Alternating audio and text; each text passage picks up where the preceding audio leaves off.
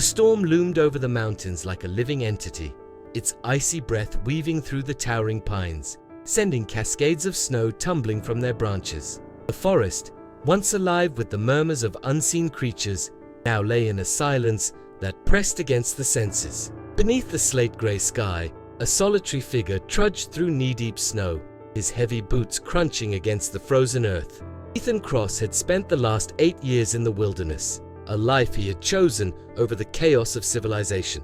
A former search and rescue operative turned wildlife tracker, he had left behind the city for something simpler, something raw. To him, the wilderness was not just a refuge, it was home. Each morning, he awoke before the sun, brewing coffee thick enough to stand a spoon in before setting out on his routine patrol of the valley. He knew these woods better than most knew the streets of their own neighborhoods. Every rustling branch, every distant call of a raven, every shift in the wind told him a story. But today, something felt off. The usual chorus of life had gone still. An unnatural hush had settled over the land, a silence that sent a prickle of unease down his spine. Then it came, a deep, guttural roar. Not the territorial bellow of a moose or the distant wail of a coyote. This was something else. Something in pain. Ethan's body tensed, instincts kicking in. He adjusted the strap of his rifle and moved toward the sound, each step sinking into the snow as he weaved through the dense underbrush. The wind howled, carrying with it another ragged, agonized cry. Closer now.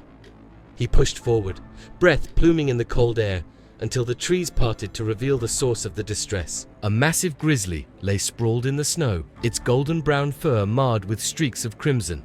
The beast's chest heaved with labored breaths, its dark eyes dull with pain.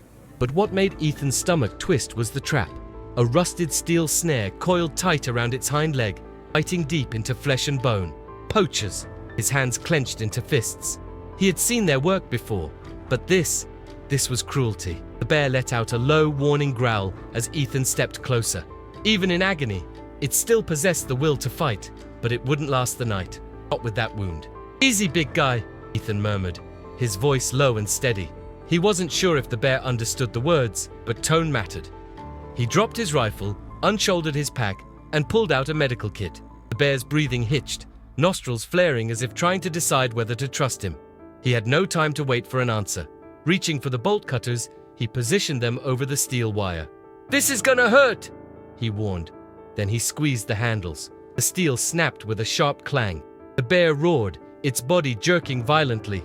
Ethan barely had time to throw himself backward before those massive claws slashed through the air. But the attack never came. The bear sagged, its limbs trembling, its strength spent. Blood pooled in the snow beneath its leg. Ethan cursed under his breath. If he left it here, it would either bleed out or become an easy meal for scavengers. There was only one option. "I'm officially insane," he muttered, kneeling beside the bear. Gritting his teeth, he braced his arms under its heaving frame and heaved. It was like trying to carry a boulder made of muscle and fur. His legs burned. His breath came in ragged gasps, but he kept moving. The snowstorm thickened around him, ice clinging to his lashes as he stumbled forward, the bear's massive weight pressing against him. Each step was a battle, but failure was not an option. The world blurred. Time lost meaning. His entire existence shrank to the rhythmic crunch of snow beneath his boots and the faint, steady pulse of the creature in his arms. And then, at long last, he saw it. The cabin. Summoning the last reserves of his strength, he staggered forward, pushing through the door and collapsing onto the wooden floor, the bear half draped over him. For a long moment, all he could hear was the frantic pounding of his own heartbeat. He forced himself upright. The bear's wound still seeped, its breathing shallow. He had no time to rest.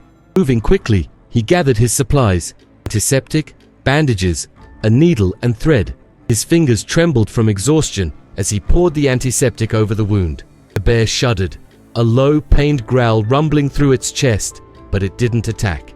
Ethan worked quickly, stitching flesh with the precision of a man who had done this too many times before. Hours passed in a blur of firelight and the rhythmic sound of the bear's breathing. Eventually, exhaustion pulled at him. He leaned back, staring at the creature sprawled beside him. Had he just saved a life, or sealed his own fate? He didn't know, but sleep claimed him before he could dwell on it. When he woke, the fire had burned low. The air was thick with the mingling scents of pine, smoke, and something else. He wasn't alone. His pulse hammered as he turned his head. The bear was awake, watching him.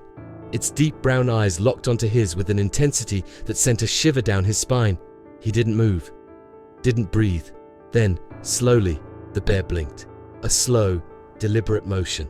A moment stretched between them, silent and fragile. And then, as if making a decision, the bear lowered its massive head and exhaled. That was not fear, that was understanding. The days passed. Ethan tended to the bear's wounds, rationed his supplies to keep it fed, and waited for the moment instinct would take over and end him.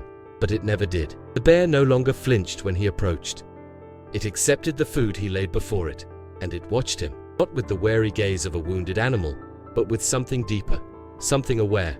The morning the bear finally stood on all fours, Ethan knew it was time. He stepped onto the porch, holding the door open. The bear hesitated, glancing at him once more before stepping into the snow.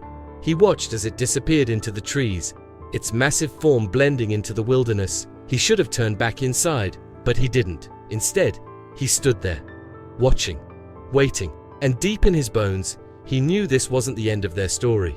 Not yet, because some bonds, once forged, could never truly be broken.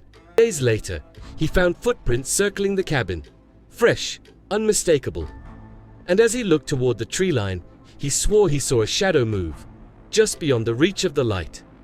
Watching, waiting.